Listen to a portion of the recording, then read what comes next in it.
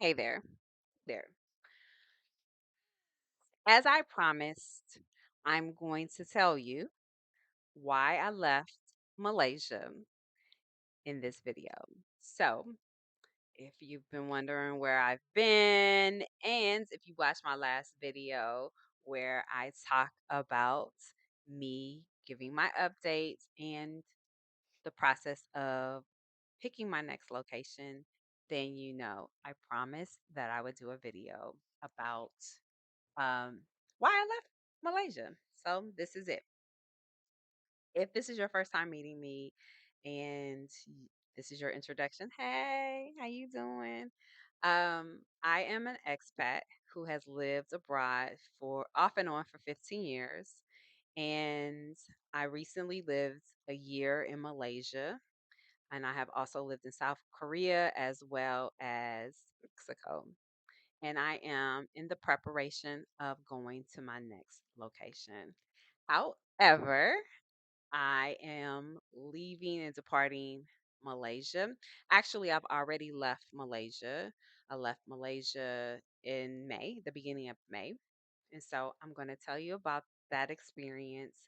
And before I get into that nitty and the gritty of that, I want to talk. I want to talk about Malaysia. Okay. So to start off, Malaysia was never the destination. Thailand was.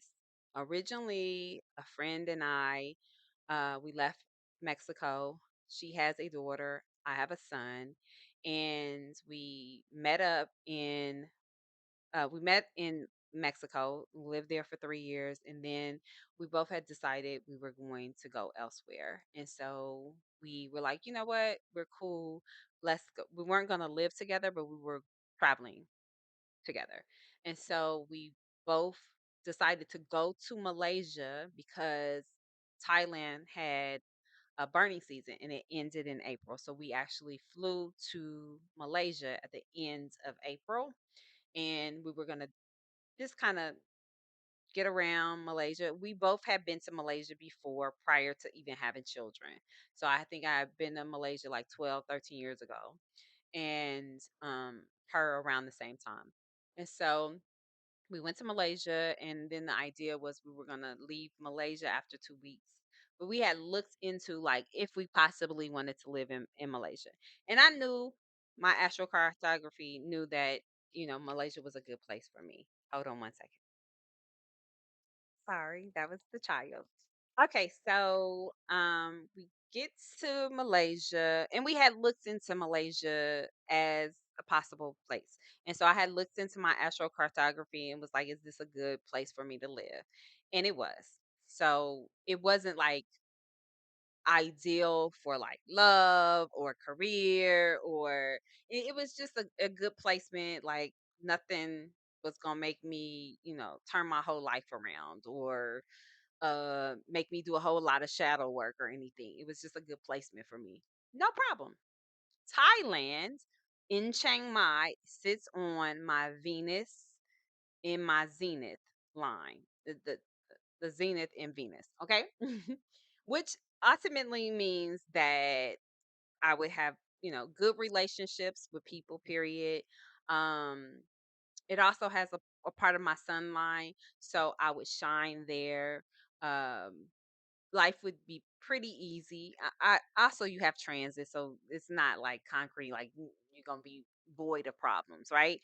But it is a great place for me to shine in my career, shine in life, have good relationships. My Venus line is about being beautiful. I would seem beautiful to other people. I would have a glow up, all those things, right? And so it is the epitome of the best place or placement for that particular line. Lies directly, not on the side, not whatever. Bangkok has influence of that. So when I went to Bangkok, I liked Bangkok. It's just I wouldn't want to live in Bangkok. It's just too much going on.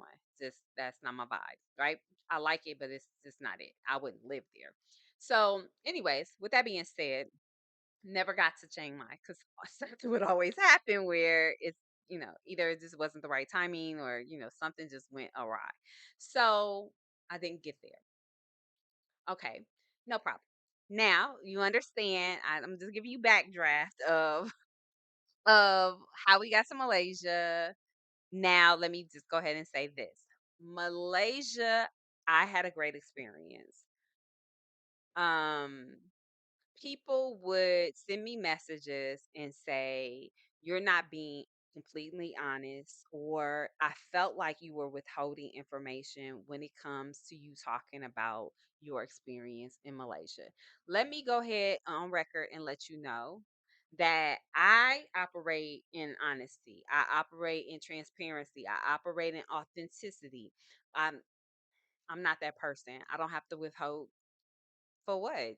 Like, I'm not getting on YouTube. First of all, the checks ain't big enough. And I'm not gonna I'm not lying for checks, period. But it's just there's no benefit in me getting on here to lie for no reason. I'm not trying to make my life be more than what it is. And I operate in truth and honesty. That's just the person I am. I operate in integrity because I want you to operate in integrity when you're dealing with me, which I'm about to get to. All right. So with that being said, yeah, there's I had no problems. Had no problems going through customs ever. I never got stopped. I have friends who got stopped. I have friends who got stopped every time. I didn't have that experience. They ain't never stopped me.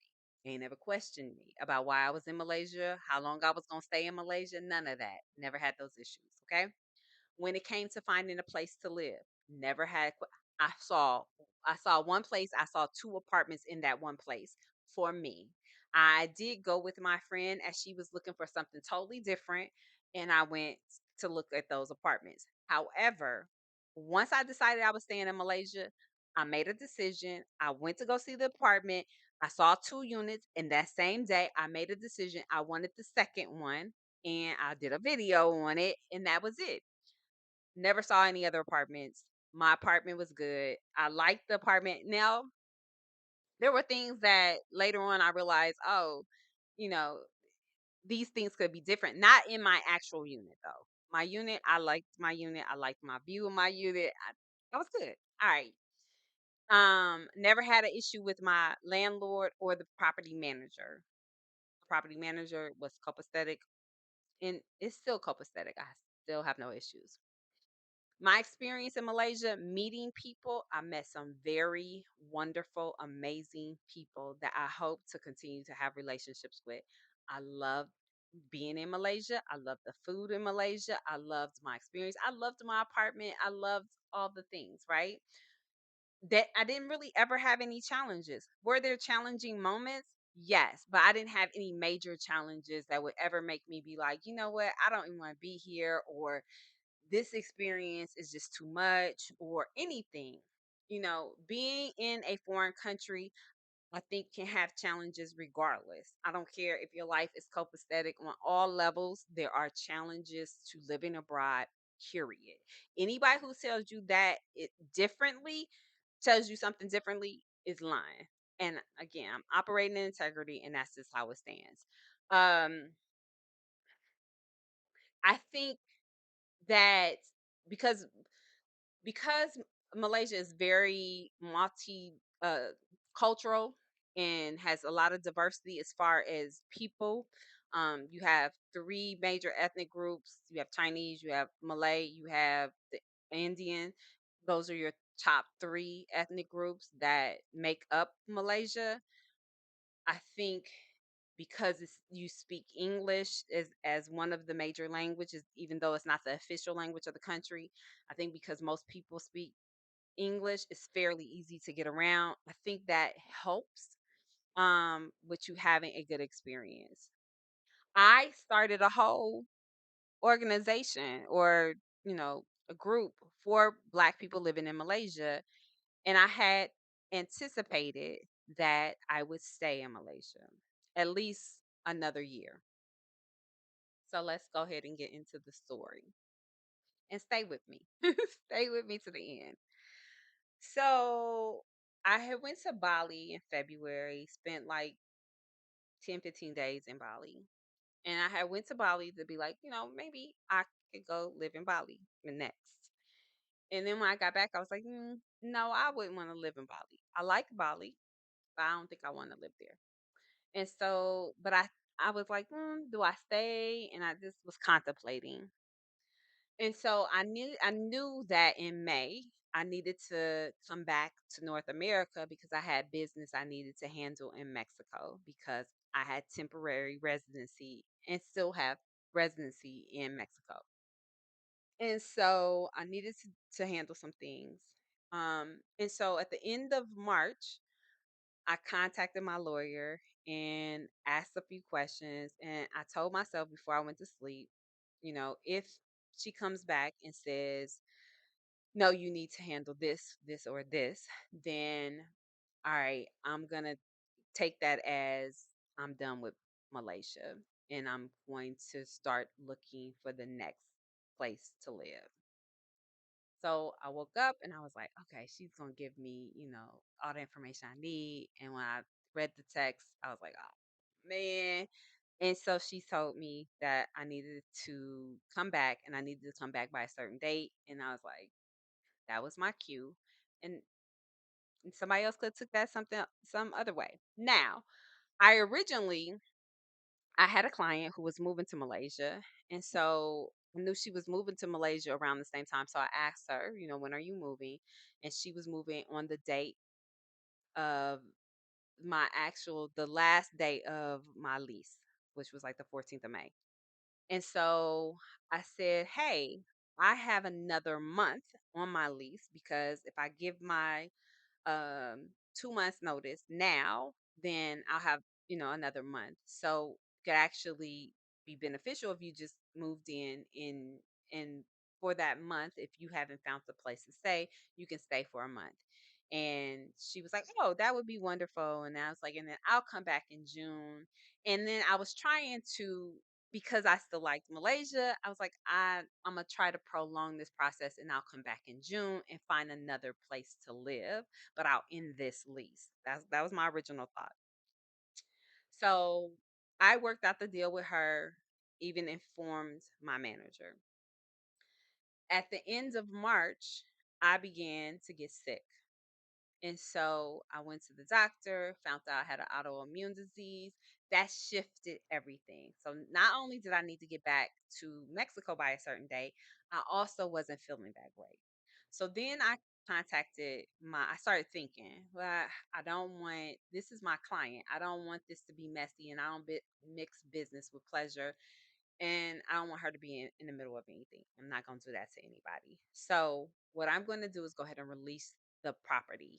And so I contacted the manager and I said, listen, I'm having an emergency thing that I need to handle with my health, which I was. And then I also need to get back to the US to handle some other things. And so I said, listen, is it possible with all that is going on that I take the last month out of my security deposit? So they were holding 2.5. So he said, well, it's in your lease that you can't use it. I said, in my lease, it says that I can get it arranged if I communicate and you agree. And so he said, let me check. He came back to me and said, that should be a problem, and went ahead and told me what needed to be handled in the property. And I said, okay. He said, and then just send me the videos and everything. So I went ahead, cleaned the air conditioning. I had central air. I went ahead, which is much higher than having those wall units where they can just come in and clean because they actually have to go up in the wall and clean. So, anyways, I cleaned that. The rug, I didn't use the rug. It was under my son's bed, folded up. I unfolded it. It was like one of those that you could put in the washing machine, but it had some spots on it. I don't know where the spots came from, if that was one there prior to or whatever. So I had them clean that, and I had to clean the drapes. So I cleaned the drapes, and then I did deep cleaning for the apartment. No problem. Then I sent all the videos of when the people were there and the receipt of it was taken care of, and I paid for it. Then I sent receipts of everything, all the bills being paid because I had already paid the water bill until the end of my lease, anyways. So it was paid until June. And then I also had paid the electricity. Everything was paid. There was nothing that was, you know, lacking. And so at that point, I contacted him. He said, "Great, I got everything. What day do you want to turn in your keys?" So I turned in my keys early on the 5th because that's when I left. And I needed to leave by 3 o'clock. So we met at like 2:30. He walked through, he agreed to everything. He said, "You'll get your deposit back in 14 days. You would get it back in 7 days, but the last electric bill doesn't print into the 12th." And so I said, I can see it. So I went in and I said, if you turn off the electricity today, which he did, he turned all the power off, he shut it off at the breaker. That ended any power going into the apartment. So I could see that it was only going to be like 111. It's 111 ringgit, which is what, $6. So I was like, okay, no problem. That's gonna be deducted from my last month, which would be a month and a half. And he was like, you're not gonna get that one back because you didn't pay this last month. I said, I'm absolutely aware of that. No problem. He was like, yes. And he was like, this is the cleanest apartment I've ever seen in my life. And I've been doing management for 25 years. And I was like, I pride myself on returning people's property better than I found it. Even when I moved out my own house, I made sure it was meticulous. And um, so that's how we left it. I had a witness that was there with me, one of my friends. We loaded up the car. I went directly to the airport, got through the airport. Everything was fine. Got back to the United States, and then I flew into Mexico to handle my business. So everything was fine.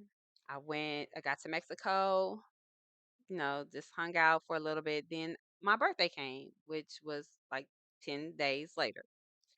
Um, I go to my trip, I come back, I contacted myself, haven't got a deposit, what's going on? He was like, "Oh, I talked to the manager. He said it should be a couple more days." I said, "Okay, no problem." A couple more days came, went, a couple more days went, came. And so after 6 days, I was like, "Hey, what's going on?" And by this time, I'm having issues in Mexico because I didn't drop my phone in the ocean. So life just started shifting. And I was like, what the hell is going on? But, anyways, long and short of that, I'm dealing with those things that are happening in Mexico. So I'm like, yo, what's going on? Because I had already pre assigned that particular money I'm getting back to some other things. And then I'm now having other things that are happening that I'm now having to shift funds for. So, anyways, long and short of that is the next time he responds, he says that the lawyer said, I mean, the owner said that he needs to talk to his lawyer and then he'll get back to me in a day or two. So I said, okay. But I'm like thinking to myself, what you need to talk to a lawyer about? What is there to talk about? So then when 3 days go by, I say, "Hey, I haven't heard from you. What's going on?" And he's like, "Well, the owner said that his lawyer said that he can forfeit the deposit because you didn't pay the last rent." I said, "Hold up. I have correspondence where I communicated with you and told you what the situation was, and we agreed to take it out of the last. When you came, you acknowledged that this is all in conversation as well as being typed. And then I shot him I shot him the screenshots of what was going on, of what we had communicated. And then he got defensive. Like, here is a screenshot, sir. I'm sorry. I have receipts. We not operating out of emotion. I had to tell him, look, this is business. I don't have nothing. I like you, but come on, this is my money. So with that being said, I said, listen, I'm not about to do this. So then I had to get real formal with him, and everything became formal at that point. Here is the conversations. Here's this, and I need my money by this time. If I don't have my money in the next 5 days, we're gonna have some problems. So then he came back with the owner is not giving me my money back. This is and the other. Then after going back and forth, then he finally said the owner is gonna give you your utility deposit. but he's not going to give you the last month because he is he thinks that you forfeited the agreement. I was like, that's not what. Here is the I sent him the agreement. Here is the lease. The lease says if it is communicated and agreed upon. Well, sir, what are we doing? All right. So now I'm pissed because I operate in integrity, and this is not what was told to me. This is not what we communicated. This is, and I'm a communicator. I don't play them kind of games. When it comes to my money, I'm real. I'm real about it. Listen. We don't have no kind of problems about this. This is what it is. And so I had to take all the emotion out of it. And because I'm also being hit with all this other stuff, the phone that I had that dropped in the water. Now I can't do content. I can't do this. I can't do that. And it's a hot mess. So I'm just like, okay, let me step back. What is going on in the universe that I'm getting hit with all of this stuff? And then why are people trying to withhold my money? The and got into it about this phone, about those people. But anyways, this is about ending Malaysia. Anyway, so after going back, he agrees to give me the half a month.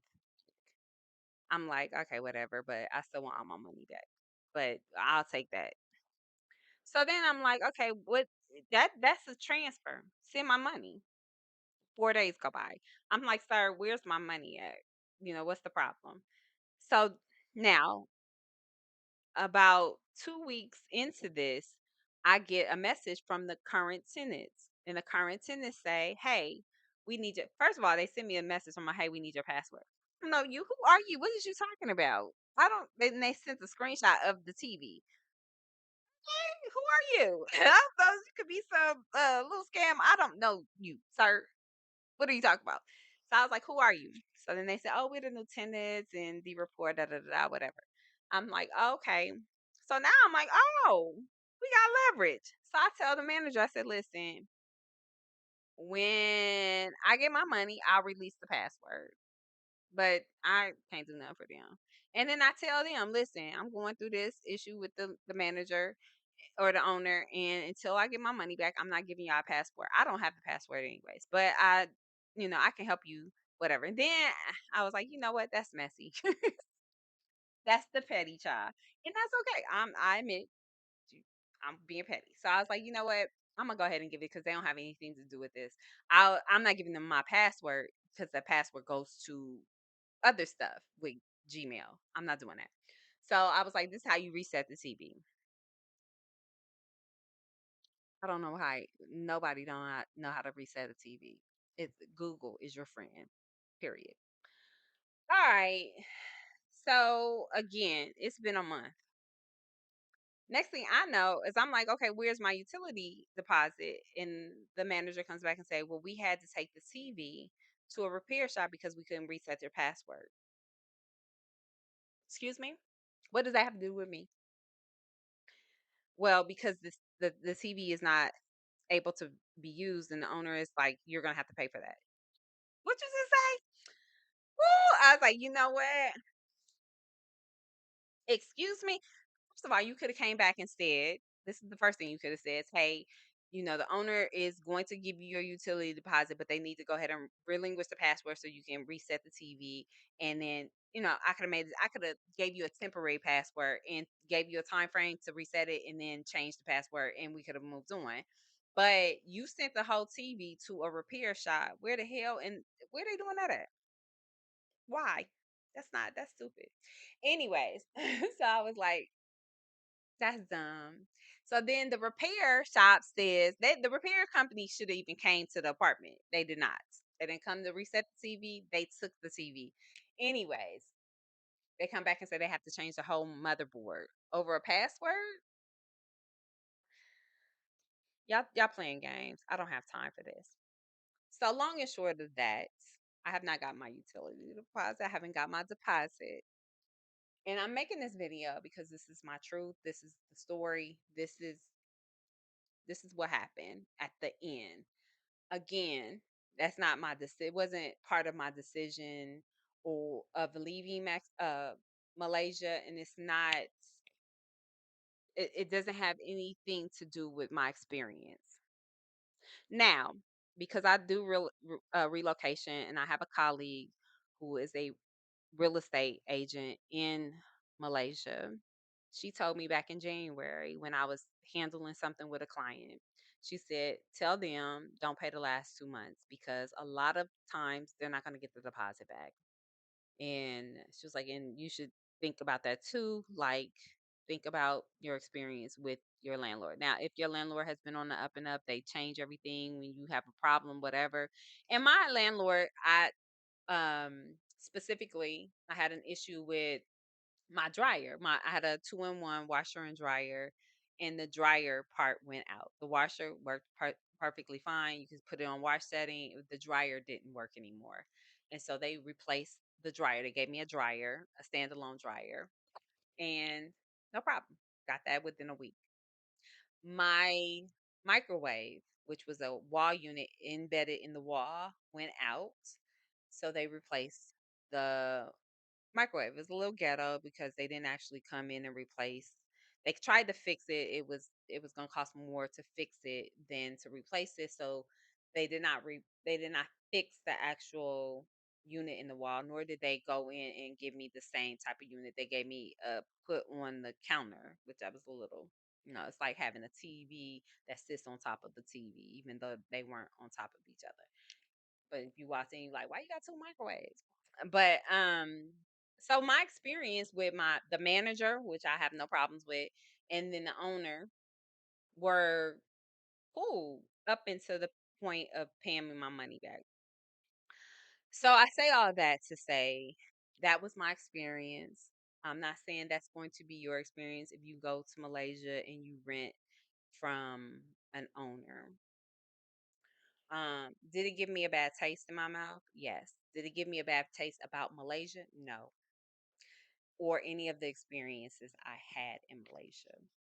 But I just want to have my buyers beware so that you understand. Because again, if I wanted to be a person that wasn't, true to who I am and what I do, as well as, taking care of people's property, and I wanted to just skip out on rent, then I wouldn't have cleaned not near drape. I ain't never in my life cleaned nobody's drapes. Okay, let me go ahead and just be clear about that. I wouldn't have cleaned no drapes. I wouldn't have cleaned no carpets or rugs that especially I didn't use. And then I wouldn't have cleaned the air conditioning. I wouldn't have done any of that. I wouldn't have outputted money with the expectation that I was going to get what was mine. Okay. And so that gave me a really bad taste in my mouth about this particular owner.